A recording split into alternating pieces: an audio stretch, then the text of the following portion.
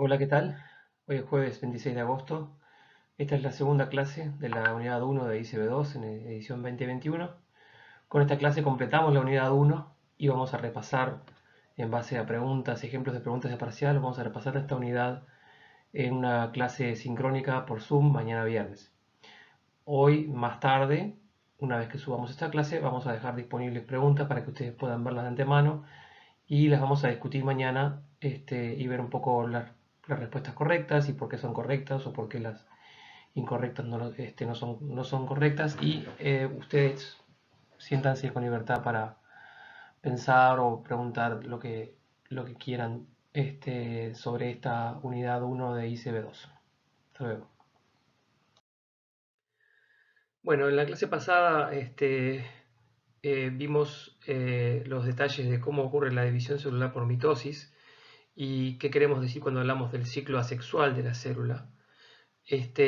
Hoy vamos a ver aspectos del control del ciclo celular y luego toda la parte del ciclo sexual de la célula. Esto entonces ya lo vimos en la clase pasada, forma parte de lo que se conocen como las fases del ciclo celular mitótico, ciclo asexual de la célula, fase G1, fase S, fase G2 y fase M. Pero lo que no hablamos cuando describimos estas fases es, bueno, cómo ocurre el control de este ciclo.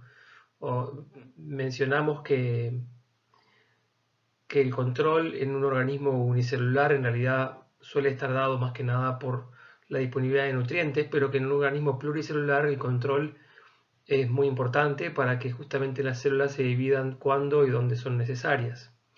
Este control entonces ocurre básicamente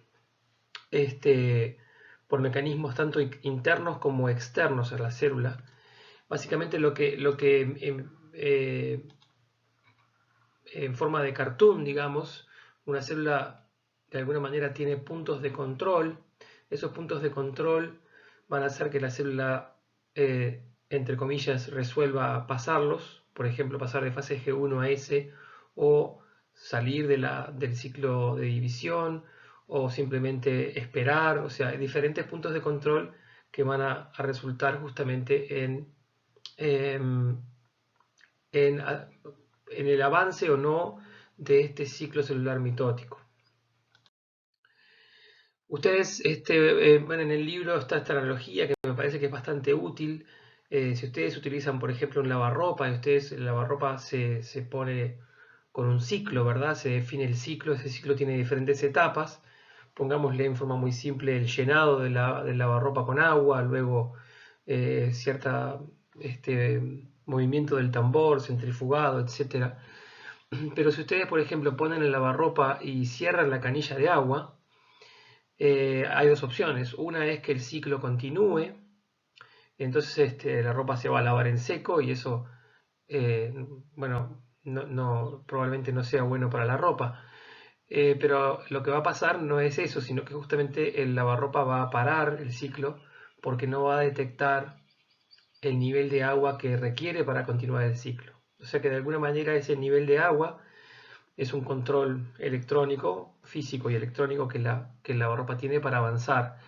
Y en el caso de la célula hay algo similar, digamos, las etapas se van cumpliendo y la célula tiene mecanismos internos para verificar ese cumplimiento y entonces continuar el ciclo. Por ejemplo, una parte clave del ciclo es este pasaje de G1 a S, y acá hay puntos de control que tienen que ver, como vamos a ver enseguida, con el tamaño celular, con la ausencia de daño en el ADN.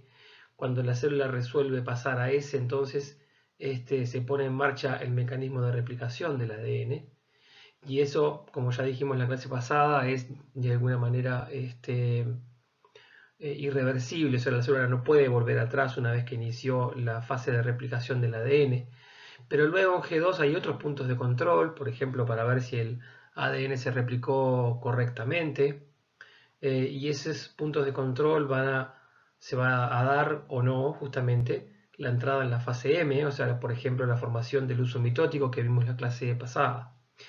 Mismo en la fase M hay puntos de control que, por ejemplo, van a disparar la anafase para justamente salir de la mitosis o terminar la mitosis.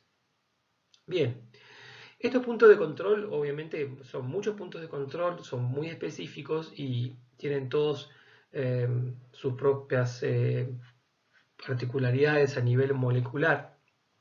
Pero hay algunos aspectos que son generales y son a esos aspectos que queremos dedicar unos minutos ahora. Un aspecto relevante del funcionamiento en general de las proteínas, no solamente de las enzimas, sino en general de las proteínas como vieron en ICB1, que son básicamente los instrumentos, los operadores de la célula, digamos, las proteínas hacen todo en las células.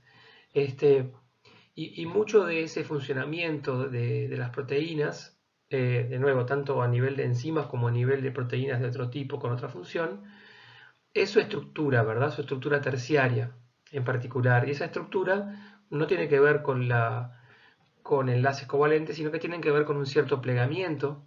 Ese plegamiento va a ser el más estable en ciertas condiciones y ese plegamiento le va a dar una forma en el espacio y esa forma en el espacio justamente es la que va a tener una importancia en la función, va a determinar la función de esa proteína. Pero esa forma del espacio puede cambiarse radicalmente si cambian justamente la distribución de cargas en el espacio inmediato de esa proteína. Por ejemplo, si nosotros tenemos una cadena de aminoácidos, recuerden las cadenas laterales de los aminoácidos son fundamentales para determinar aminoácidos que son lipofílicos o apolares o polares o que pueden tener un grupo nucleófilo como un grupo hidroxilo, ¿verdad? En la cadena lateral. Esa química, digamos, la presencia de un grupo hidroxilo aquí va a tener una influencia en la distribución electrostática de cargas en los alrededores de esa proteína que va a determinar justamente ese plegamiento más estable. Pero eso cambia radicalmente si, por ejemplo, a este grupo hidroxilo se le anexa o se le enlaza, no se le anexa, sino que se le enlaza covalentemente, por ejemplo, un grupo fosfato. Aquí el cambio va a ser radical y ese cambio radical va a implicar probablemente un cambio de función. Justamente la adición o la hidrólisis de fosfatos son mecanismos moleculares muy comunes en las células que podríamos darles como una equivalencia a interruptores moleculares, porque prenden o apagan una cierta función, o sea, regulan la función a través de prender o apagar y justamente a nivel químico, a nivel, por ejemplo, de enlazar un grupo fosfato a un hidroxilo o hidrolizarlo.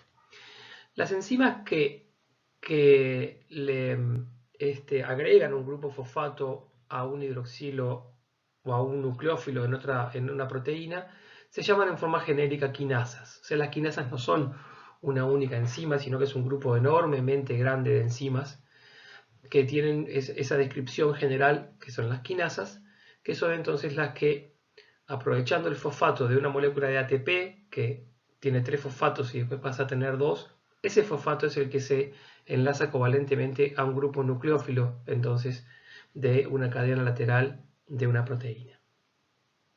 De un aminoácido, perdón, de una proteína. La reacción inversa, que es la hidrólisis de este fosfato, ocurre por otro grupo muy grande de enzimas que se conoce como fosfatasas. Entonces, este es un mecanismo muy común de vuelta de cambiar o de controlar la función de enzimas, de proteínas y de todas maneras no se queden con la idea de que las quinasas son las que encienden la enzima y las fosfatasas son las que la apagan, sino que el proceso de quinasa-fosfatasa, o sea, de fosforilar una proteína o de fosforilarla, puede que la transforme de inactiva a activa o viceversa, puede que la transforme de activa a inactiva, ¿verdad? No es que para un lado sea de una manera y para el otro lado sea de la otra. Unas quinasas muy comunes y bastante importantes en la regulación del ciclo celular son las quinasas dependientes de ciclinas. O sea, ya dijimos qué son las quinasas. Ahora vamos a ver qué quiere decir este término, dependiente de ciclinas. Bueno, las ciclinas son otras proteínas y justamente el nombre ciclina quizás les suene de ciclo, pero en realidad lo que quiere decir es que la concentración de las ciclinas varía con el tiempo, varía a lo largo del ciclo celular, mientras que la concentración de las quinasas es relativamente estable. Entonces, las ciclinas tienen que formar un complejo con las quinasas para que esas quinasas sean activas, ¿sí? Por eso esas quinasas dependen de las ciclinas para ser justamente activas y poder fosforilar otras proteínas. En inglés, quinasas dependientes de ciclinas se dice cyclin dependent kinases, y quinasas va con K en vez de Q, y por eso nosotros usamos, y en general van a ver que en los libros también, esta sigla que es como se la conoce como CDK, ¿sí? Las CDK son quinasas dependientes de ciclinas. Si vemos acá, por ejemplo, el pasaje de una célula de G1 a S, acá tenemos una quinasa que está inactiva. La ciclina, vieron que dice CDK de la fase S, ciclina de la fase S, o sea, los diferentes puntos de control en donde las quinasas dependientes de ciclina son las que actúan, no es una única quinasa dependiente de ciclina, sino que son distintos tipos, distintas quinasas y distintas ciclinas que forman diferentes complejos quinasa-ciclina. Pero entonces, volviendo a este caso, ¿sí? Tenemos la formación del complejo, tenemos una activación posterior a través de la fosforilación de la propia quinasa, y este complejo es el que entonces, cuando está activo, va a poner en marcha el mecanismo de replicación, por lo tanto la célula va a ingresar a la fase S. Inmediatamente que la célula ingresa, ya no se precisa más este complejo, y de hecho este complejo se inactiva, y se inactiva por degradación justamente de la ciclina de la fase S, que va a bajar mucho su concentración y va a volver a incrementar su concentración cuando la célula esté de vuelta en esta etapa G1 para pasar a la fase S. Del mismo modo tenemos, por ejemplo, la CDK, o sea, la quinasa dependiente de ciclina mitótica, que es la que va a formar un complejo con la ciclina mitótica. Este complejo, cuando está formado, hace que la célula entonces entre en la fase M, por ejemplo, se forme el uso mitótico. Este complejo, antes o incluso en muchos libros se le encuentra ahora como MPF, que en inglés quiere decir Mitosis Promoting Factor, factor promotor de la mitosis, pero no es más que un complejo ciclina-quinasa específico para ingresar a la fase M, o sea, a la fase de división celular, y de vuelta entonces la ciclina correspondiente se va a degradar. Estos mecanismos de quinasas dependientes de ciclinas es un mecanismo extremadamente común entonces en el control del ciclo celular, y es el que queríamos comentar un poco más en detalle. Volviendo entonces a los aspectos fundamentales, las quinasas dependientes de ciclinas son quinasas que fosforilan proteínas. Las ciclinas son proteínas que regulan la actividad de estas quinasas. Las quinasas dependientes de ciclinas y sus ciclinas forman un complejo, ciclina-quinasa, y estos complejos son los que desencadenan eventos en el ciclo celular. Por ejemplo, entre otros, el pasaje de G1 a S y el pasaje de G2 a M, que son probablemente las dos transiciones más importantes en el control del ciclo celular.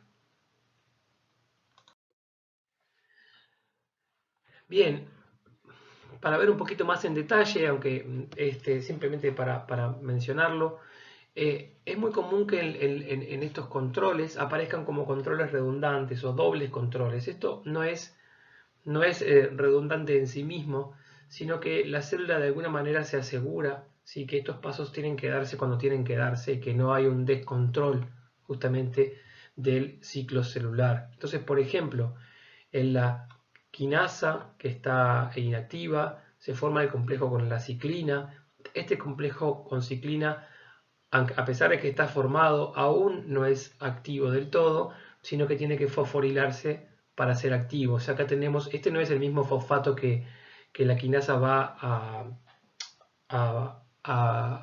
digamos, a enlazar con su proteína blanco, sino que es otro fosfato. O sea, esto es un mecanismo de control de la propia acción de la quinasa. O sea que de alguna manera tenemos como un doble mecanismo de control.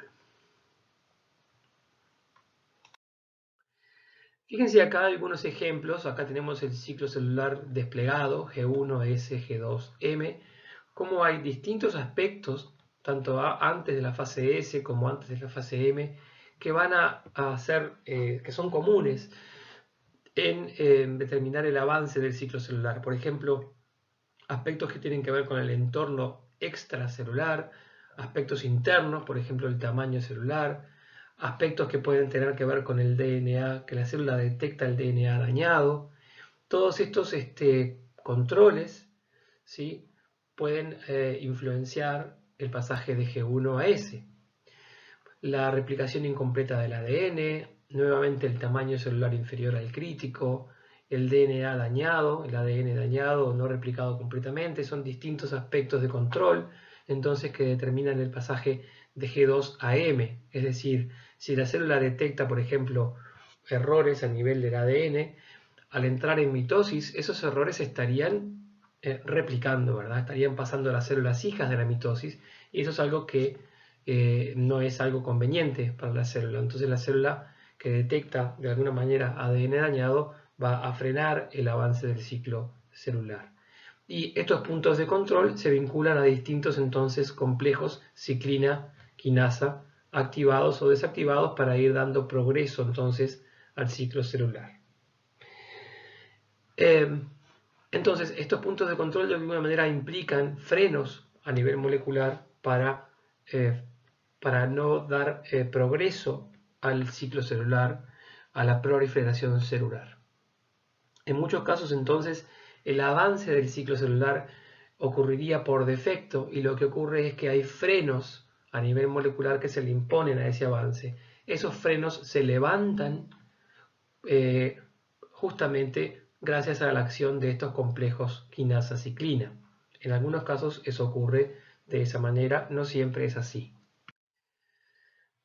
Para ver un ejemplo de cómo pueden ocurrir ese levantado de frenos al avance del ciclo celular, vemos un ejemplo de una célula que se va a dividir y que para esa división depende de señales externas a esa célula. Acá tenemos un esquema de un receptor de membrana, o sea, con un dominio extracelular y un dominio intracelular que está inactivo, y la célula está en reposo desde el punto de vista de la proliferación celular. Cuando tenemos una señal externa que dispara la mitosis, de ahí el nombre mitógeno, ¿sí? Antes se le llamaba factores de crecimiento, pero eso puede generar confusión porque también se utiliza el nombre de factores de crecimiento a señales que no proliferan no disparan la proliferación celular, pero sí disparan el crecimiento celular, por ejemplo. Entonces, mitógeno es un término más apropiado para factores, señales externas que disparan la proliferación celular. Se activa entonces el dominio interno, y acá hay una vía, dice vía de señalización celular. Bueno, hay una enorme cadena de eventos. Muchos de esos se conocen y muy a fondo, otros no se conocen y son justamente un motivo de investigación hoy por hoy. Pero luego entonces eventualmente esta señal de, bueno, hay que dividirse, llega al núcleo. Ahí entonces es donde se da la activación del complejo ciclina-quinasa que vimos recién, y entonces un proceso de regulación de genes que inactiva justamente la transcripción de genes se levanta. O sea, acá tenemos un ejemplo de una proteína que está de alguna manera actuando como freno. Esa proteína es fosforilada, deja de actuar como freno, se da la transcripción de genes necesaria y traducción de esos transcriptos para que se dé justamente la proliferación celular. Acá vemos un ejemplo entonces de cómo este control puede actuar levantando un freno. Ese freno entonces está frenando un proceso por defecto, que es, en este caso, la proliferación celular. Estos mecanismos evidentemente no son infalibles. Acá podemos tener de vuelta una célula inactiva desde el punto de vista de la división, ¿sí? Acá tenemos el mitógeno que activa la cadena de señalización intracelular, ocurre la transcripción y acá tenemos entonces una célula normal en proliferación, o sea, en división. Pero alguna de estos pasos en esta cadena de señalización puede fallar. Por ejemplo, puede estar anormalmente activo sin que dependa del paso anterior de esta cadena. Esto lo podemos representar de esta manera. Ausencia de mitógeno, el dominio interno de esa proteína transmembrana no está activo, hay pasos de esta cadena que están inactivados, pero de alguna manera hay una proteína de esta cadena señalizadora que por alguna mutación, por ejemplo, está anormalmente activa y dispara todo el resto hacia abajo, digamos, de esa cadena de señalización. Y acá tenemos una célula entonces que comienza a dividirse sin control extracelular. Esto puede ser, por ejemplo, un mecanismo de una célula cancerosa en proliferación sin control externo del organismo. O sea que estos mecanismos que controlan de muchas maneras diversas la división celular son todos mecanismos que pueden llegar a ser muy relevantes en su estudio, porque pueden ser mecanismos que tengan que ver con la división descontrolada de células tumorales.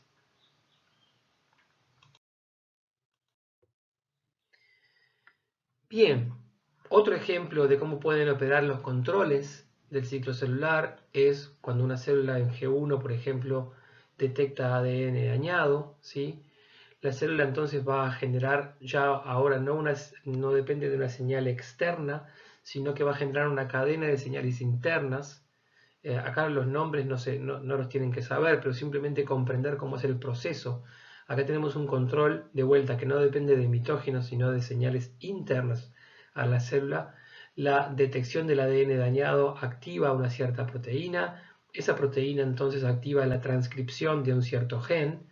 El transcripto de un cierto gen entonces se traduce en otra proteína y esa otra proteína va a actuar como una especie de candado o de freno para inactivar la acción de la quinasa dependiente de ciclina. Fíjense que acá tenemos la quinasa fosforilada formando el complejo con la ciclina.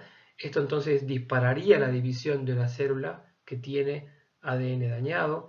Esa célula tiene mecanismos internos para frenar esa división, inactivando justamente a esa ciclina. O sea que vimos entonces dos ejemplos de cómo se puede levantar el freno para una división celular o aplicar un freno para una división celular. Y también vimos dos ejemplos de un control externo de esa división celular o un control interno de esa división celular.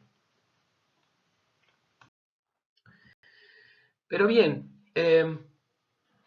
más allá del control de la división celular, o sea, de la mitosis, en realidad el desarrollo de un organismo pluricelular no solamente requiere de mucha división celular, o sea, de mucha mitosis, sino que también que en muchos casos depende de que células simplemente se mueran, pero que se mueran no en forma al azar, sino en forma controlada.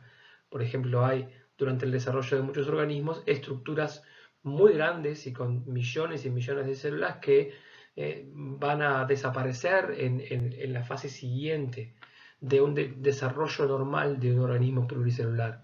Entonces, las células también, además de que, o el desarrollo, digamos, de un organismo pluricelular, además de depender de la división celular, también dependen de la muerte celular. Y esa muerte celular debe ser controlada y programada para ocurrir cuándo y dónde tiene que ocurrir.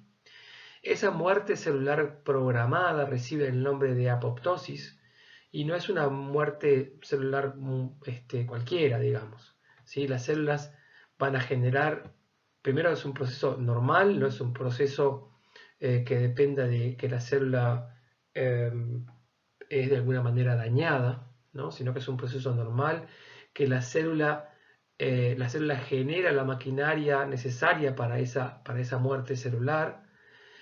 Esa generación de maquinaria para la muerte celular va a depender de señales, obviamente, como todo lo control del ciclo celular depende de señales. Y esas señales pueden ser internas o externas. Es un mecanismo, es un proceso que requiere energía, pero que no genera inflamación. ¿Qué quiere decir esto como que genera o no genera inflamación? Bueno, cuando se habla de necrosis, que es la muerte celular accidental por daño a la célula, puede ocurrir, es muy probable que esa célula se rompa la membrana celular y los componentes celulares salgan hacia afuera. Esa salida hacia afuera de los componentes celulares va a generar procesos de inflamación, ¿sí?, que se asocian justamente a la necrosis, mientras que en el caso de la apoptosis va a haber como una especie de digestión interna de, eh, de los componentes celulares y un procesamiento más ordenado que entonces no va a generar hacia afuera de esa célula un problema para otras células vecinas, sino que va a haber un procesamiento de todos esos componentes celulares antes de la propia ruptura de la célula, que en general lo que ocurre es que es una célula fagocitada por células encargadas de esa función. Entonces la apoptosis básicamente es un mecanismo muy importante para el normal desarrollo de organismos pluricelulares y es un concepto importante que conozcan. Entonces, acá tenemos un ejemplo del desarrollo de un organismo pluricelular a partir de un cigoto, o sea, la célula inicial del organismo pluricelular. Todos estos brackets, paréntesis o divisiones, representarían entonces cada uno una mitosis, cada una para dar dos, ¿verdad? Y ocurren por miles y miles y miles a las pocas horas de haberse formado el cigoto. Entonces, acá lo que vemos es que algunos tipos celulares empiezan a diferenciarse en lo que van a ser diferentes partes de un organismo muy temprano en el desarrollo. Otra cosa que vemos es que algunas células se dividen muy rápidamente y después dejan de dividirse, otras se dividen más lentamente. Fíjense cómo pasa mucho tiempo entre una división y la siguiente, representado por estas líneas más largas, mientras que otras se dividen en mucho menos tiempo. Pero estas pueden dividirse más lento, pero se dividen más tiempo. Es decir, lo que vemos acá es un ejemplo del extremado control que requiere el desarrollo de un organismo pluricelular, y ese control básicamente lo que está determinando es el control de la velocidad de división celular. Ahora, si ustedes entendieron cómo funciona la mitosis, y lo vamos a repasar en un momento, en realidad genéticamente todas las células que provienen de este cigoto a través de divisiones por mitosis deberían ser genéticamente idénticas. Entonces, casi que diríamos son clones entre sí, ¿verdad? De hecho, los organismos, en un organismo pluricelular, casi, entre paréntesis, vamos a ver que no todas, pero casi todas las células son genéticamente idénticas. Ahora bien, ¿por qué entonces se diferencian en diferentes tipos celulares, diferentes tejidos para cumplir en el organismo diferentes funciones? Bueno, porque que sean genéticamente idénticas no quiere decir que sean realmente idénticas en todo sentido, sino que, más allá de que sean genéticamente idénticas, pueden ser muy diferentes en todo lo demás. ¿Qué quiere decir con todo lo demás? Bueno, todos los componentes celulares que podremos representar, por ejemplo, como proteínas, como ARN, como metabolitos, componentes más allá del propio ADN, pueden llegar a ser muy diferentes. ¿Y esto cómo puede ocurrir? Bueno, en una forma muy sencilla de verlo, si nosotros tenemos una célula cuyos componentes no están distribuidos en forma homogénea, por ejemplo en el citoplasma, esto se muestra a través de estos colores, esa célula se va a dividir, ¿verdad? La célula tiene un mecanismo, como ya vimos, muy bueno para asegurarse de que todas las células hijas reciban los mismos cromosomas, o sea, el mismo material genético, pero esos mecanismos no tienen nada que ver con la distribución de otros componentes celulares. Pueden ser proteínas, pueden ser ARN, pueden ser metabolitos, o sea, moléculas pequeñas. Esos componentes entonces pueden quedar, muy probablemente queden, distribuidos en forma asimétrica en las células hijas, por más que estas células entonces tienen el mismo material genético. Son genéticamente idénticas, pero son muy diferentes en todo lo demás, y estas células entonces pueden empezar a dar células especializadas en cumplir una u otra función, ¿sí? Entonces esto es una forma un poco simplificada de ver cómo puede ocurrir la diferenciación celular a través de la distribución heterogénea de componentes celulares previo, por ejemplo, a la mitosis. Bien, entonces con eso de alguna manera completamos el ciclo asexual de la célula, la mitosis como mecanismo de división y su control, ¿sí? Y vamos a pasar a hablar del ciclo sexual de la célula, pero antes de eso, a modo de un gran resumen que nos sirve para aprender, no gran resumen, sino viendo qué es lo que ocurre con los cromosomas, especialmente en la división celular, vamos a ver introducir algunos conceptos que es importante que ustedes vayan conociendo y se vayan familiarizando. Acá tenemos una célula, llamémosle célula original, que se va a dividir. Decimos, la mitosis produce dos células genéticamente idénticas a la célula que les dio origen. Fíjense cómo usamos genéticamente idénticas y no idénticas. Acá tenemos una célula que tiene dos cromosomas representados de esta manera. Ahora decimos que es una célula diploide. ¿Por qué decimos que es una célula diploide? Bueno, porque estos dos cromosomas no son cualquier cromosoma. Estos dos cromosomas tienen los mismos genes. Tienen los mismos genes. Y ahí que reciben el nombre de cromosomas homólogos. Quiere decir que tienen los mismos genes, pero ¿por qué los representamos en diferente color? Bueno, porque además, a pesar de que tener los mismos genes, la información genética que subyace en esos genes puede ser diferente. Y ahí aparece el concepto de alelos que vamos a ver en un rato en esta misma clase. Entonces, cuando decimos que es diploide, lo representamos como 2n, pero ¿qué quiere decir n? Bueno, en este caso n es igual a 1. Ese n vendría a ser entonces, o se define como el número haploide de cromosomas. El número haploide de cromosomas diferentes, ¿sí?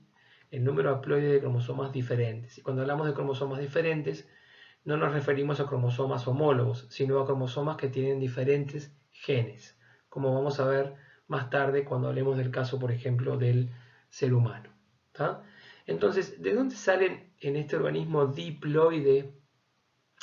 ¿De dónde sale cada uno de estos dos cromosomas? Bueno, este organismo diploide tiene una madre y un padre, y justamente la madre y el padre, cada uno aportó uno de estos dos cromosomas que forman justamente el par homólogo de este organismo diploide. Cuando va a haber una división por mitosis, lo primero que ocurre, ustedes ya vieron, es el pasaje de G1 a S, la replicación del ADN. La replicación del ADN implica que cada cromosoma homólogo replica su ADN y pasa a ser ahora un cromosoma de doble cromátide. O sea, cada cromátide es una de estas dos que están acá, en color azul. Cada cromátide es una de estas dos que están acá, en color rojo. Ahora las representamos del mismo color, azul con azul. ¿Por qué? Bueno, porque provienen de la replicación del ADN. Si esa replicación del ADN ocurrió como debe ocurrir, la información genética de esta cromátide y de esta cromátide es idéntica, ¿sí? Por eso el concepto distinto de cromátides hermanas, que tienen información genética, y de cromosomas homólogos, que tienen los mismos genes, pero que pueden tener información genética diferente. ¿Tá? Esta célula sigue siendo diploide, ¿sí? Porque sigue teniendo los mismos dos, entre comillas, juegos de información genética, simplemente los copió, ¿sí? Sigue siendo n igual 1. Esto sigue siendo un par de cromosomas homólogos, pero cada cromosoma ahora es de doble cromátide. Cuando ocurre la mitosis, ¿sí? Lo que va a ocurrir entonces entre metafase, que está representada aquí, y anafase, que es cuando se separan las cromátides, es esta separación de cromátides hermanas hacia los polos de la célula, de forma tal de que cada célula va a heredar un cromosoma rojo y un cromosoma azul. Por lo tanto, cada célula hija de la mitosis va a ser genéticamente igual a la célula original, porque se separan las cromátides hermanas, ¿sí? Entonces las células hijas van a seguir siendo diploides, Fíjense que cada una tiene un par homólogo, o sea, tiene cromosomas homólogos. Tiene dos juegos de cromosomas, en definitiva. En esta célula muy simplificada, n igual 1, ¿sí? O sea, tiene dos juegos de cromosomas. ¿De cuántos cromosomas? Bueno, de un cromosoma. Pero sigue teniendo un cromosoma paterno y uno materno, ¿sí? Y sigue teniendo entonces cromosomas homólogos. Son idénticas genéticamente a la célula original. Hay un tipo de división celular que forma parte del ciclo sexual de la célula que es diferente al que vimos recién, que se conoce como meiosis y es que es lo que vamos a ver en los próximos minutos. Esta foto que representa un óvulo rodeado de espermatozoides que están intentando justamente ingresar al óvulo para dar la fecundación. Eventualmente un espermatozoide, y solo uno debería ser, penetra justamente en el óvulo y ahí se da entonces la fecundación, que es el aporte del material genético que trae este espermatozoide y el aporte al material genético que trae el óvulo. Eso forma la base entonces de lo que conocemos como reproducción sexuada, pero en realidad ocurre que la reproducción sexuada no es absolutamente universal, sino que muchos organismos pueden reproducirse sin sexo. Muchos organismos se reproducen simplemente por división, y no estoy hablando solamente de bacterias, sino que también podemos hablar de organismos eucariotas que se reproducen en forma asexuada. Es un sistema bastante más simple que la reproducción sexuada.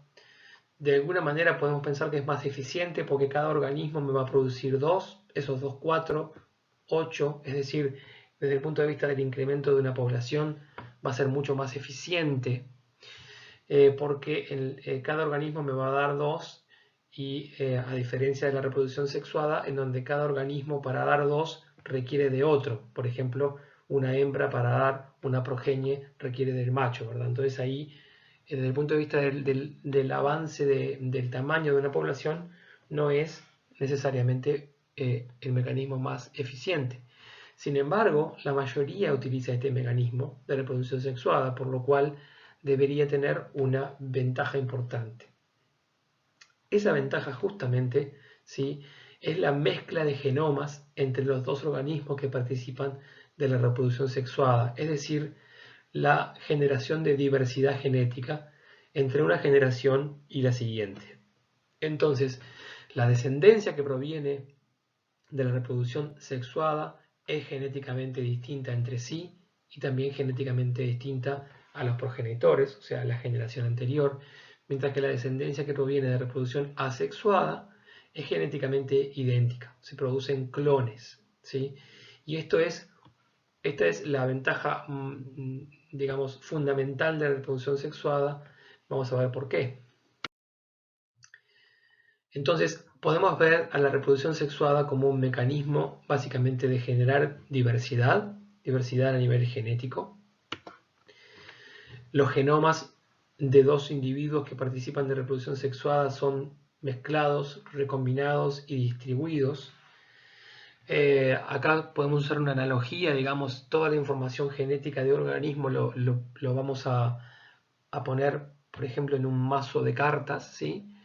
Ese mazo de cartas tiene que tener del 1 al 12 de espada, del 1 al 12 de basto, del 1 al 12 de oro, del 1 al 12 de copas, tienen que estar todas las cartas, ¿sí?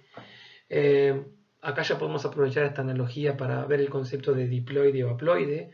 Un organismo haploide va a tener un único mazo de cartas y el organismo diploide va a tener dos mazos de cartas, ¿sí? O sea, tiene de repente un 1 de basto, pero que tiene una marquita, y un 1 de basto que no tiene esa marquita. Siguen siendo el 1 de basto, pero no son exactamente iguales. Entonces ahí tenemos un organismo diploide o haploide. Pero desde el punto de vista de la reproducción sexual, lo que ocurre es que el organismo que se reproduce sexualmente, esos mazos de cartas de alguna manera se van a entreverar, se van a recombinar, ¿sí?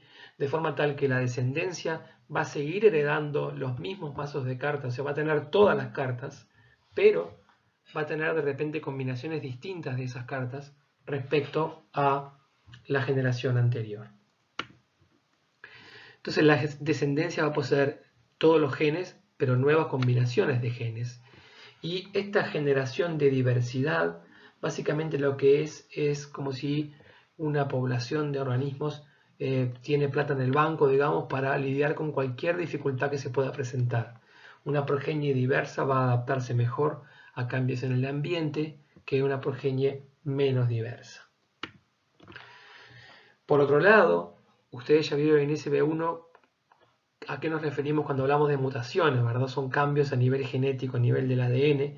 Esos cambios se producen al azar y se producen por errores en diferentes momentos del ciclo celular.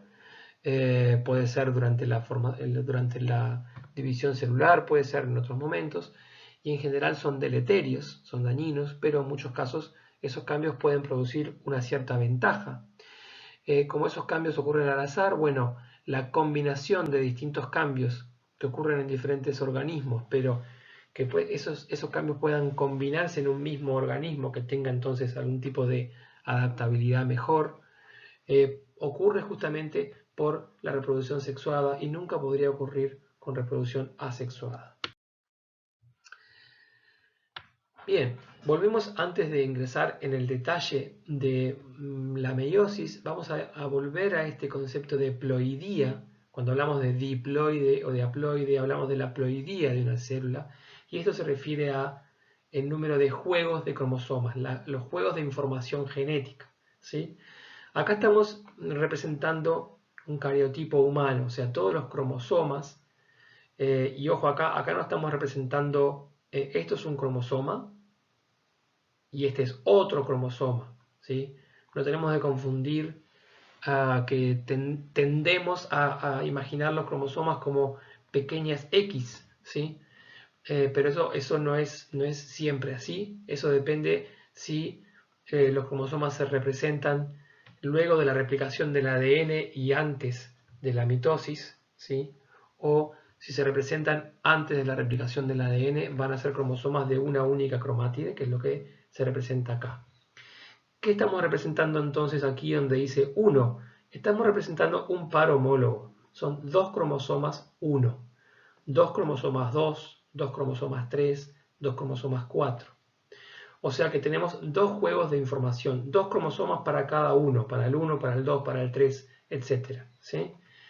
Los 23 pares de cromosomas son los que conforman el genoma humano, por ejemplo. Ahora, estos dos cromosomas que forman un par homólogo, entonces, ¿tienen la misma información genética? Bueno, más o menos. ¿Tienen los mismos genes? Ahora vamos a hablar de a qué nos referimos cuando decimos un gen. Tienen los mismos genes, pero esos genes pueden tener diferente información, pueden tener pequeñas variantes, ¿sí? Que es el concepto justamente de alelo, ¿tá? Entonces, tiene dos juegos de información. Esa información no es exactamente igual entre un juego y otro. Ahora, el cromosoma 1 y el cromosoma 2 tienen genes completamente distintos, ¿tá? Codifican para diferentes genes. El cromosoma 1 y su homólogo codifican para los mismos genes, aunque esa información, esa codificación puede ser diferente, ¿tá? Entonces, células diploides tienen dos juegos de cromosomas. Un organismo diploide hereda un juego de la madre y un juego del padre, ¿sí? Por cada cromosoma hay un par de cromosomas homólogos, por lo tanto, por cada gen de las decenas de miles de genes en el genoma humano, por cada gen hay en realidad dos copias, una en cada miembro de un par homólogo. Fíjense que acá hay un par un poco distinto, que en este caso de hecho vemos que son distintos y tienen nombres distintos, X e Y.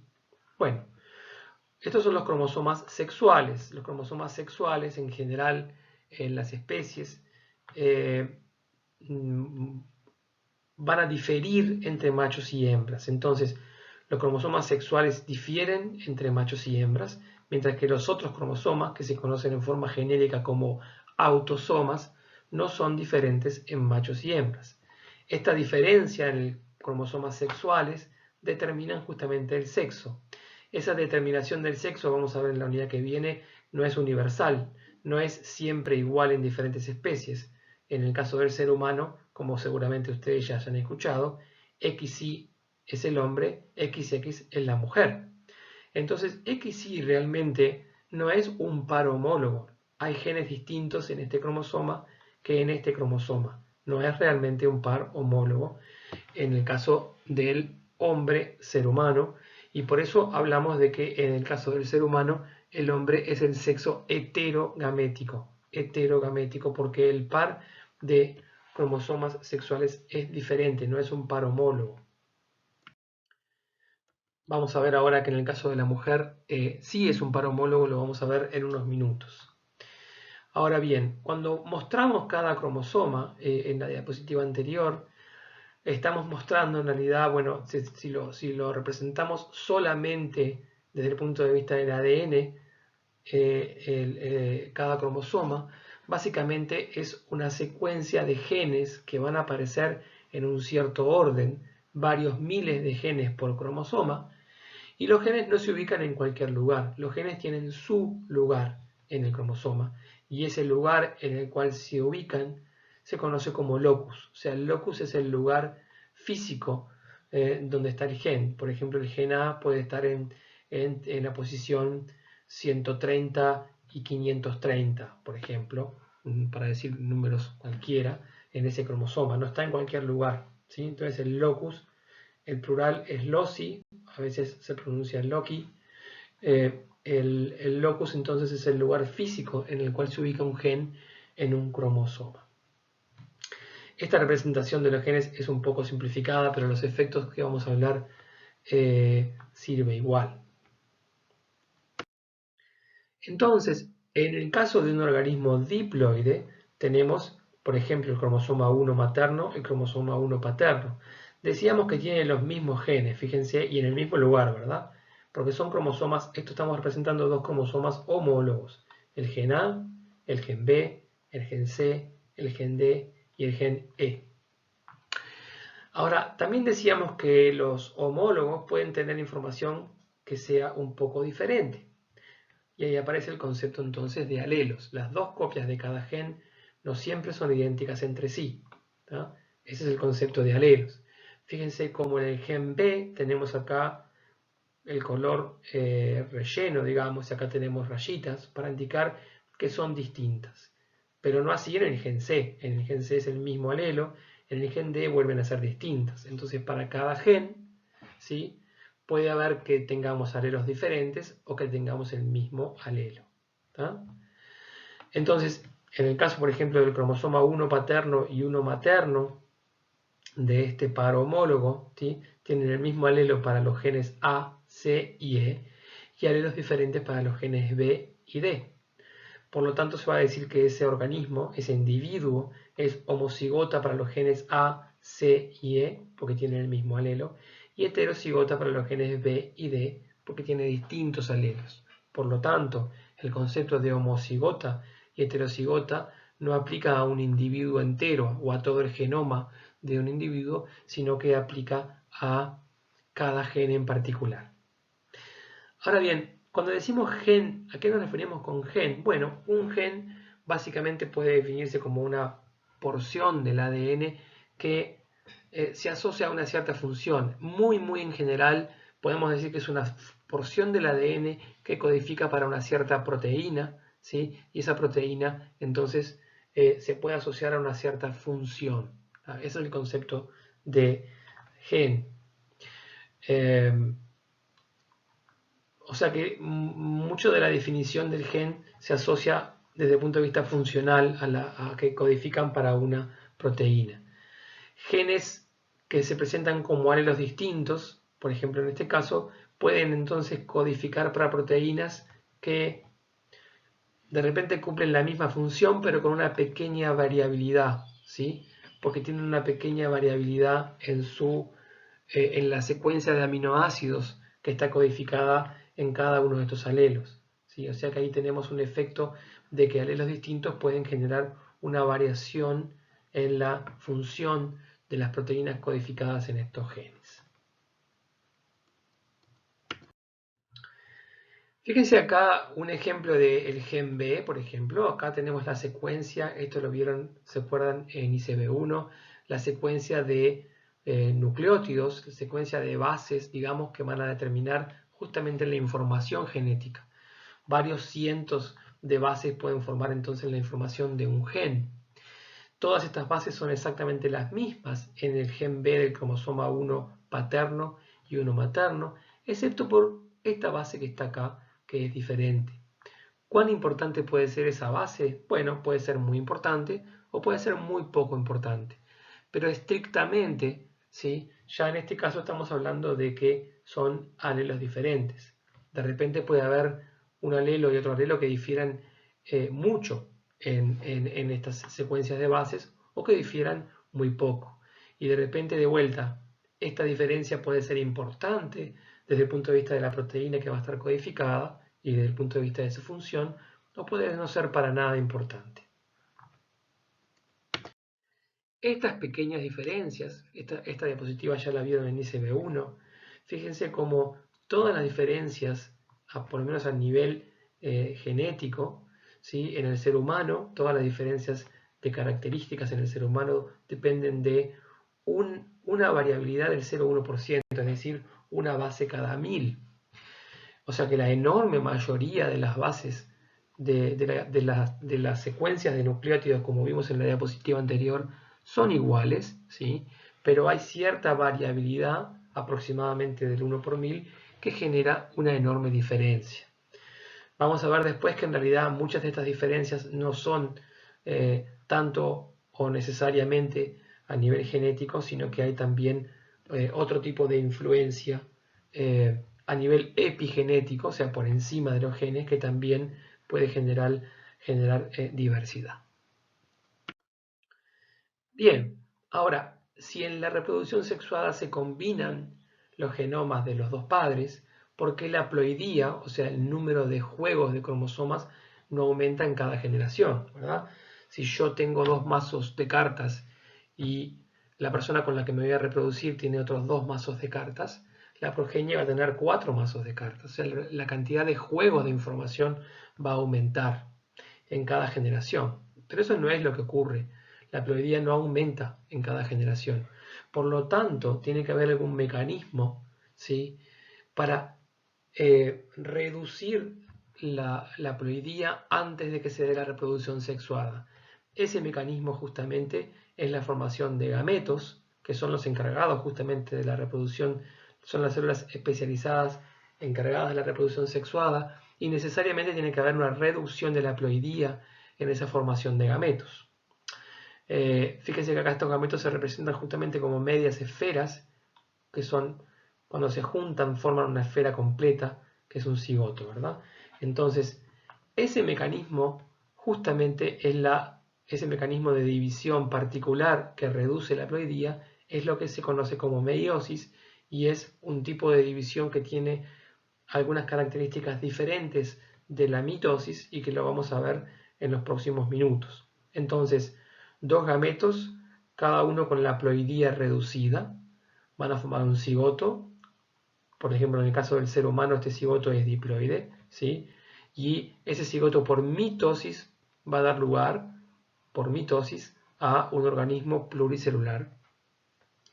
Recuerden que cada una de estas células son genéticamente idénticas, aunque se diferencian para dar justamente durante el desarrollo de un organismo pluricelular. Algunas de las células de este cigoto especializadas, que se conocen como células germinales, van a especializarse y unas pocas de estas células van a sufrir otro tipo de división para reducir la ploidía, justamente la formación de los gametos de este individuo, ¿sí? Los gametos de este individuo van a tener su ploidía reducida y van a ser las células especializadas en juntarse con otro gameto para dar lugar a la generación siguiente. Esa división entonces es la meiosis. Entonces la meiosis reduce la ploidía. Como dijimos recién, la reproducción sexuada requiere células haploides, que son los gametos. Los gametos se generan por meiosis a partir de células diploides. Por lo tanto, los gametos son haploides. Tienen todos los cromosomas, pero un único juego de cromosomas. La fecundación es cuando dos gametos, uno femenino, óvulo, y uno masculino, espermatozoide, se fusionan para recuperar la diploidía en el caso del cigoto, o sea, el cigoto vuelve a tener dos juegos de información genética. Y el cigoto, como dijimos recién, por mitosis va a dar lugar al desarrollo de un nuevo organismo pluricelular. Bien, entonces, de vuelta, volvemos a esta diapositiva que ya vimos, la ploidía como el concepto del número de juegos de cromosomas, ¿sí? Básicamente esto ya lo vimos, ¿sí? Vimos cómo era dos juegos de cromosomas, un juego proveniente del padre y uno de la madre, el concepto de cromosomas homólogos y de que hay dos copias de cada gen, ¿sí? Entonces, decimos en el caso del ser humano, fíjense cómo n igual 23, tenemos 22 pares de autosomas y un par de cromosomas sexuales. Entonces, ¿qué es n? Bueno, n no es necesariamente el número de cromosomas, sino el número de cromosomas distintos, ¿sí? Se conoce como el número haploide de cromosomas. En las células diploides del ser humano son 2n, o sea que tienen, como en este caso, 46 cromosomas. Pero el n sigue siendo 23 a pesar de que una célula sea 2n, o sea, el n no cambia, ¿verdad? Esos 23 se conforman, en el caso del ser humano, por 22 autosomas y un cromosoma sexual, o en el caso de una célula diploide, 22 pares de autosomas y un par de cromosomas sexuales. Ya dijimos que en el caso del hombre, en nuestra especie, los cromosomas sexuales no son homólogos, son diferentes, tienen diferentes genes, y por eso se lo conoce como el sexo heterogamético. Mientras que en la mujer, que se conoce como XX, sí es un par homólogo realmente, digamos, o sea que en el caso de la mujer, los genes que están en el cromosoma X, la mujer tiene otra copia, que están en el cromosoma X homólogo, o sea que desde el punto de vista de es más similar, digamos, a lo que ocurre con los autosomas, ¿verdad? Es realmente un par homólogo. Y vamos a ver que por eso la mujer, en el caso del ser humano, se dice que es el sexo homogamético. Y vamos a ver que esta diferencia de que en el caso de la mujer sea un par homólogo y en el caso de que el hombre no sea un par homólogo tiene importantes consecuencias en cómo se heredan los caracteres que están codificados en genes que están portados o cuyo locus está en el cromosoma X, que se van a heredar en forma diferente en un sexo y en otro sexo. Ahora, volviendo a la meiosis, ¿qué es lo que pasa cuando se reduce la ploidía? Acá hay un concepto bastante importante que mucha gente le cuesta un poco lograr consolidar, digamos. En la ploidía hay una reducción, ¿sí? El gameto, o sea, el resultado de la división por meiosis, tiene un juego de cromosomas, ¿sí? Pero tiene todos los cromosomas, del 1 al 23, ¿sí? Del 1 tiene los 23 cromosomas, pero tiene solamente un juego. Toda la información genética está, pero tiene un único juego de cromosomas. Eso es lo que entonces define una célula haploide, y en el caso de, volviendo al ser humano, o al resultado de la meiosis, los gametos entonces son haploides, contienen toda la información genética, pero un único juego o una única copia de cada gen. Por ejemplo, entonces, en el caso del ser humano, N no cambió, N sigue siendo 23, pero esta célula ya no es 2N, es solamente N. Entonces decimos que es una célula haploide, tiene solamente 23 cromosomas. 22 son autosomas, ya no tenemos pares homólogos, y un cromosoma sexual. En este caso, por ejemplo, tenemos un cromosoma sexual X en este gameto. Fíjense cómo, volviendo a la diapositiva anterior, si ustedes vuelven a la diapositiva anterior, van a ver que el óvulo, que es justamente el gameto que produce el sexo femenino, necesariamente este cromosoma sexual tiene que ser una X, porque en el caso de la mujer diploide es XX, o sea que uno de estos dos X va a pasar al óvulo, va a pasar al gameto y necesariamente va a ser una X. Pero vamos a ver que en el caso del hombre es diferente. En el caso del hombre, también en el caso del espermatozoide tiene un único juego de cromosomas, ¿sí? Y respecto a los cromosomas sexuales, un espermatozoide puede tener un cromosoma X o puede tener un cromosoma Y. De hecho, la mitad de los espermatozoides va a tener un cromosoma X y la otra mitad va a tener un cromosoma Y. ¿tá? De ahí de vuelta viene el nombre de heterogamético. Produce gametos con diferente cromosoma sexual, mientras que la mujer produce óvulos que tienen todos el mismo cromosoma sexual, que es el cromosoma X. Por eso se dice homogamético. ¿tá? Pero volviendo entonces a este tipo de división, ¿cómo ocurre esta reducción de la haploidía? Vamos a ver entonces cómo ocurre en el caso de la, o cómo ocurre, o cuáles son las diferencias principales entre la mitosis, y en donde no hay reducción de la haploidía, y la meiosis, en la que sí hay reducción de la haploidía.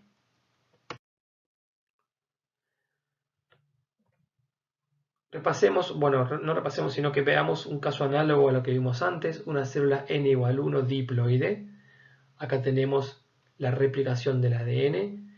Lo que va a ocurrir entonces en la meiosis está representado acá. O sea, lo que ocurre es que hay dos divisiones, meiosis 1 y meiosis 2, una seguida de la otra, pero no hay una nueva replicación del ADN. Hay una única replicación del ADN, pero dos divisiones. De ahí entonces tenemos la reducción de la cantidad de juegos de información genética. Entonces, ¿cómo ocurre esta primera división? La primera división, la meiosis 1, es la más importante, y lo que ocurre es que en vez de separarse las cromátides hermanas, como vimos en mitosis, se separan los cromosomas homólogos. Vieron que el azul fue para un lado y el rojo fue para el otro. Se separan entonces los cromosomas homólogos. Y en la segunda división se separan las cromátides hermanas. De una célula paso a tener 4. De una célula diploide paso a tener 4 células haploides, ¿sí? Son células haploides N, sigue siendo N igual 1. ¿tá? Entonces, ¿cambió la haploidía? Cambió la haploidía. De diploide pasamos a haploide. ¿Cambió el número N? No, no cambió el número N. Seguimos teniendo N igual 1, ¿sí? Lo que pasa es que acá teníamos dos juegos de esos cromosomas y acá cada célula tiene un único juego de cromosoma. ¿Se perdieron o se ganaron genes? No, no se perdieron o ganaron genes. La información está completa, pero solamente cada gameto tiene un juego de esta información y no dos juegos como tenía antes. Si vemos entonces una comparación de la mitosis y de la meiosis, ¿sí? Tenemos que la célula con el ADN replicado en la mitosis, en la anafase se separan cromátides hermanas. En la meiosis, en la anafase 1, se separan cromosomas homólogos. Y en la anafase 2 se separan las cromátides hermanas. ¿Sí? Bien.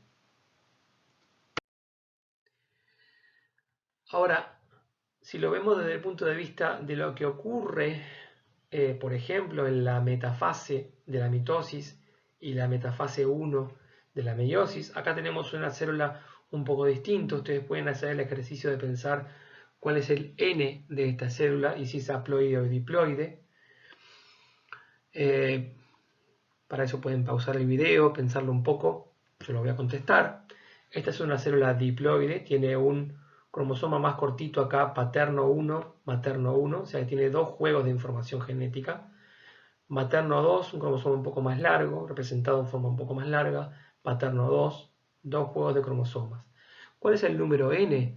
Bueno, el número N es 2, ¿sí? Tiene dos cromosomas diferentes o dos pares de cromosomas homólogos. Número N es 2.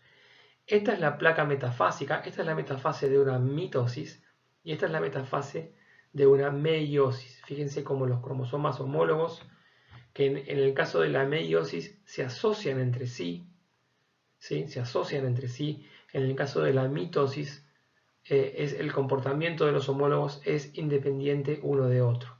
En el caso de la meiosis, se asocian entre sí. De hecho, se asocian mucho antes que en la metafase 1, sino que es en la profase 1 de la meiosis que estos cromosomas se asocian. Y vamos a ver que esa asociación tiene un efecto muy importante en qué es lo que pasa con la información genética. Pero antes de eso, vamos a ver cómo es que la reproducción sexuada es una herramienta muy importante para generar diversidad. Fíjense, acá tenemos otro esquema de una célula. Es una célula diploide, tiene pares homólogos. Acá estamos representando cada homólogo ya replicado, por eso representamos cada cromosoma con doble cromátide, ¿sí? O sea que esta célula ya pasó por la fase S. Pongámosle que está en fase G2. Acá tenemos entonces cada cromosoma asociado con su homólogo o apareado con su homólogo, ¿sí? Tenemos un juego de cromosomas de origen materno, un juego de cromosomas de origen paterno en esta célula diploide, ¿sí? Cada gameto tiene que recibir una copia de cromosoma, pero no ambas. Pero esa copia de cromosoma puede ser cualquiera de las dos. Por lo tanto, acá tenemos como, si bien cada meiosis, y cuidado no se confundan acá, cada meiosis va a producir solamente 4 células y no 8, si consideramos muchas meiosis posibles para células iguales, digamos, o sea, la generación de miles, cientos o millones de gametos a partir de células que son todas de este tipo, ¿sí? Vamos a poder obtener distintas combinaciones. Fíjense que cada célula tiene un cromosoma más largo, un cromosoma intermedio, un cromosoma más corto, pero distintas combinaciones de estos cromosomas. Por lo tanto, cada gameto potencialmente es distinto entre sí. Ahí tenemos entonces una herramienta importante para generar diversidad genética en la producción de gametos, diversidad genética que se va a pasar a la generación siguiente. Pero en realidad hay otra herramienta mucho más poderosa para generar diversidad, que es lo que se conoce como recombinación homóloga o entrecruzamiento. Lo que ocurre, acá estamos representando simplemente para simplificar un único par homólogo de estos que están representados acá. Lo que ocurre durante profase 1, ¿tá? Y no confundir que no es durante metafase 1, como mucha gente suele responder, sino que es en profase 1, ¿sí? De la meiosis. Esta asociación entre un par homólogo con su otro par homólogo va a generar intercambio de material genético, que se representa de esta manera con los colores. Ese intercambio de material genético va a resultar entonces que cada gameto va a heredar, si bien hereda toda la información genética, vieron que el largo de este cromosoma no cambia, hay combinaciones de la información genética de lo que antes estaba separado en cromosomas diferentes, ¿tá? La recombinación homóloga o entrecruzamiento justamente es una herramienta muy poderosa para generar diversidad genética.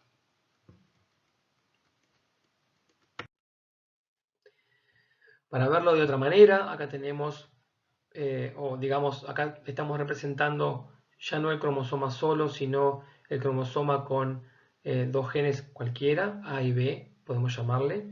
Acá tenemos A grande y B grande, y A chica y B chica, quiere decir que con estas letras o con la forma de rayas o no rayas, digamos, estamos representando que esta célula diploide es heterocigota para A y es heterocigota para B. Tiene alelos distintos para el gen B y alelos distintos para el gen A. Pero los alelos que están representados acá con las letras mayúsculas están en la misma molécula de ADN, ¿verdad? Esto es una única molécula de ADN. Los alelos que están representados con letra minúscula están en la misma molécula de ADN.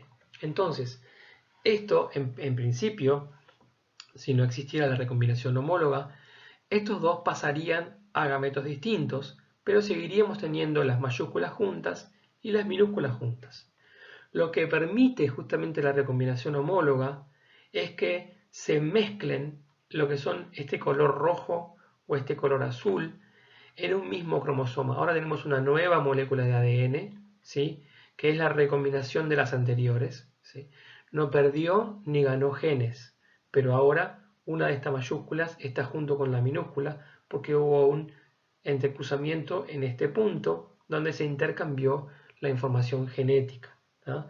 O sea que se genera diversidad en forma muy importante, y ahora entonces cada gameto va a tener una combinación A mayúscula, B minúscula, A minúscula, B mayúscula, que no sería posible si no tuviéramos el mecanismo de la recombinación, ¿sí?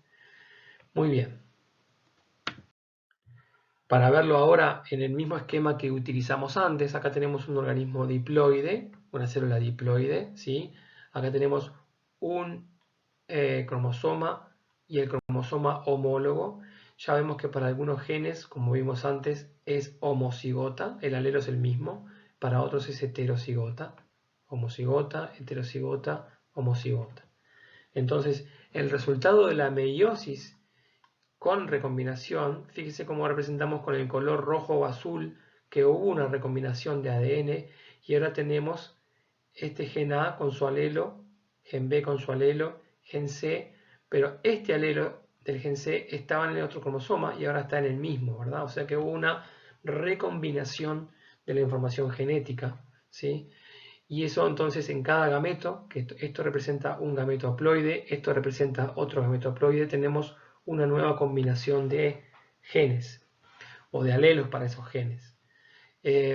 Fíjense que los dos gametos tienen toda la información A, B, C, D y E, pero ahora están combinadas en forma distinta a como estaban en la célula que dio lugar a esos gametos. De vuelta un ejemplo de cómo la recombinación es una herramienta muy fuerte, muy poderosa para generar diversidad.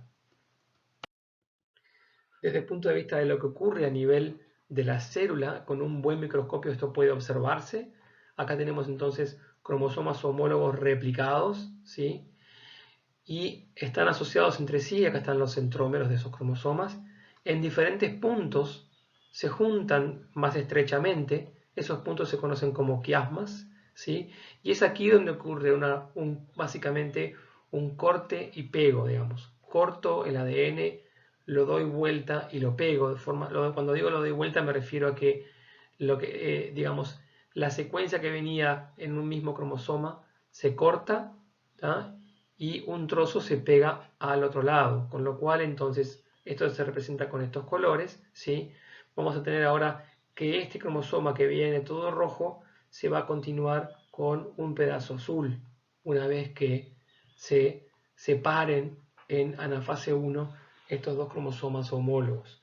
Esto ocurre entonces, esta es la recombinación homóloga, no es un evento excepcional, sino que es un evento muy común. En cada par de cromosomas va a ocurrir más de un punto de recombinación, como vemos acá, ¿sí? Entonces tenemos que ver esto no como un evento excepcional, tenemos que ver esto como un mecanismo en el cual cada par de cromosomas homólogos tiene una forma de mezclar y dar de vuelta, de forma de que toda la información permanezca en cada miembro del par homólogo, pero ahora permanezca en forma distinta, ¿tá? Para verlo de vuelta con los colores, en el gameto vamos a ver un cromosoma de cromatide simple, ¿sí? Pero que va a tener pedazos rojos, pedazos azules, pedazos rojos, ¿sí? Como consecuencia de la recombinación homóloga. Bien, ¿y a qué nos referimos entonces cuando hablamos de el ciclo sexual de la célula? ¿A qué nos referimos con el ciclo? Bueno, el concepto de ciclo era más obvio en el caso del ciclo asexual de la célula, pero no es tan obvio porque hablamos del ciclo en el caso del ciclo sexual. Porque en realidad las células que forman parte del ciclo sexual de la célula, de alguna manera tienen esta fase haploide y fase diploide. O sea, si nosotros vemos esto como un ciclo, en este caso el ciclo ocurre a través de varias generaciones, lo que tenemos es que una célula diploide, por meiosis, pasa a ser haploide y por fecundación pasa a ser diploide. Es cierto de que esto estaba en organismos distintos, padre y madre, y esto está en un nuevo organismo, que es el cigoto. Pero lo podemos ver como un ciclo, porque el cigoto después cuando crezca y forme sus propios gametos, de vuelta va a volver acá arriba, va a ser diploide, pero por meiosis va a generar gametos haploides. Va a generar óvulos o va a generar espermatozoides, si este cigoto es varón o mujer, ¿sí? Pero el concepto de ciclo proviene por esto que está acá. Entonces, esa alternancia de generaciones haploide y diploide se asocia con meiosis y fecundación. La meiosis reduce la ploidía, la fecundación aumenta o restaura la ploidía diploide, ¿sí? Ahora, hay que tener cuidado en no confundir el concepto de ploidía con el número n, que es el número haploide de cromosomas. El número de cromosomas de un gameto, que es haploide, se denomina número haploide y se abrevia como n, ¿sí? Entonces, el ser humano tiene un número haploide de cromosomas n igual 23. Ahora, en el ser humano puede haber células diploides, que tienen entonces 2n, 46 cromosomas, o pueden haber células haploides, que son los gametos, que tienen solamente 23 cromosomas. Acá hay un ejemplo con una especie cualquiera, n igual 2, ¿sí? Tenemos espermatozoide, óvulo, dos cromosomas distintos, ¿sí? Y la célula diploide, que es el cigoto, tiene dos juegos de cromosomas. N sigue siendo 2, pero ahora la célula es 2n igual 4 cromosomas en total.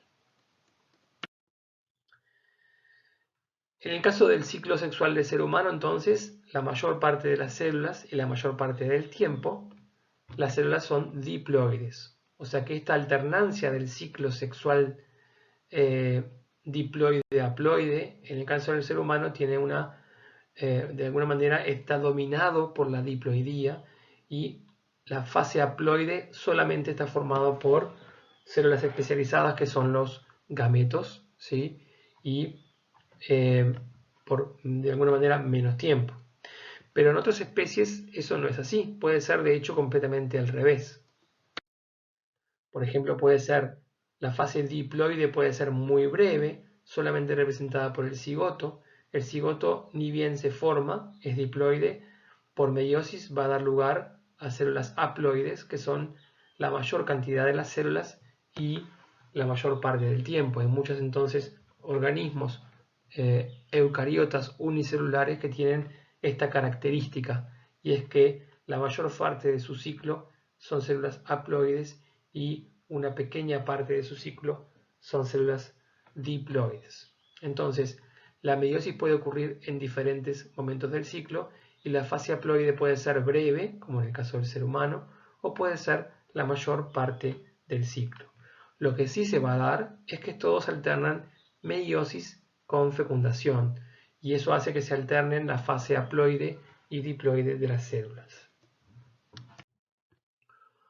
Otros organismos pueden tener quizás más homogéneamente distribuido la fase diploide y haploide, ¿sí?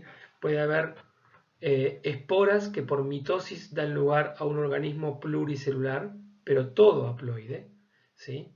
Eso de hecho es lo que define a la espora del gameto.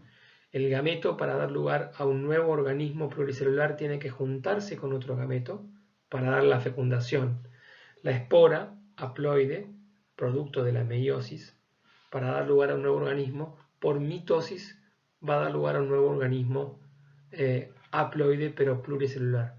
Algunas células de este organismo que ya es haploide se van a especializar en algún momento, van a formar gametos, ¿sí? Y esos gametos entonces se van a fecundar y va a empezar la fase diploide del ciclo.